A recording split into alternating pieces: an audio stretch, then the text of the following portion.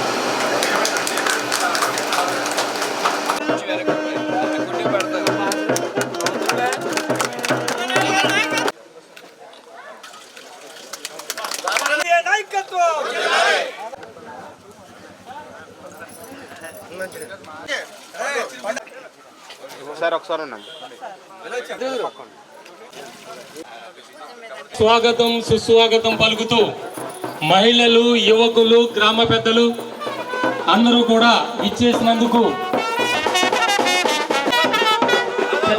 BJP party అధ్యక్షులు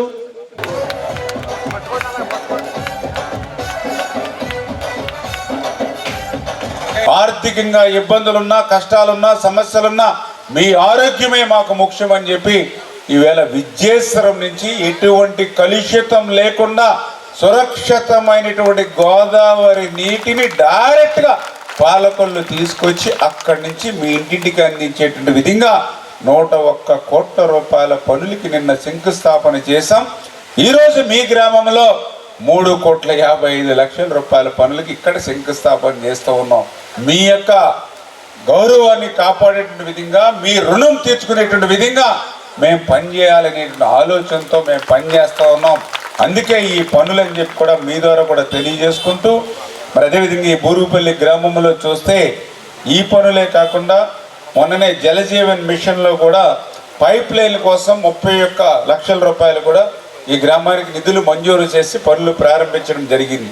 5 సంవత్సరాల గత వైసీపీ పాలనలో కనీసం కాలువలో కానీ, డ్రైన్లో కానీ ఒక తట్ట మట్టి తీసినటువంటి పరిస్థితి లేదు. మళ్ళీ మన ప్రభుత్వం వచ్చినటువంటి మొదటి సంవత్సరంలోనే మళ్ళీ ఆ యొక్క డీసిల్టింగ్ మట్టి తీసి కాలువలు ముందుకెళ్ళేలాగా ఈ ప్రభుత్వం చేసింది అని అంటే రైతాంగానికి ఇచ్చేటువంటి ప్రాధాన్యత.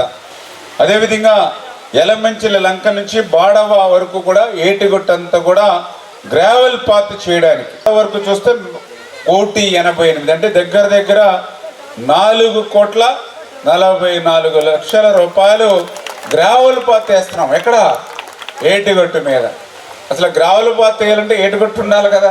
మళ్ళీ ఆ ఏటిగొట్టు పటిష్టత కోసం 2 విడతలుగా 18 కోట్ల రూపాయలు నేను ఇరిగేషన్ శాఖ మంత్రిగా ఉన్నాను కాబట్టి ఆర్థికపరమైన ఇబ్బందులున్నా నా శాఖ ద్వారా ఒకసారి 9 కోట్లు, ఒకసారి 9 కోట్లు, 18 కోట్ల రూపాయలు మళ్ళీ నా ఇరిగేషన్ శాఖ ద్వారా నేను నిధులు తెచ్చి మళ్ళీ పనులు చేశాం.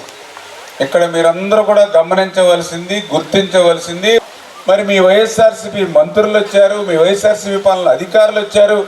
కానీ 19కి ముందు రామానాయుడు గారు 6 కోట్ల నిధులు ఇచ్చారు.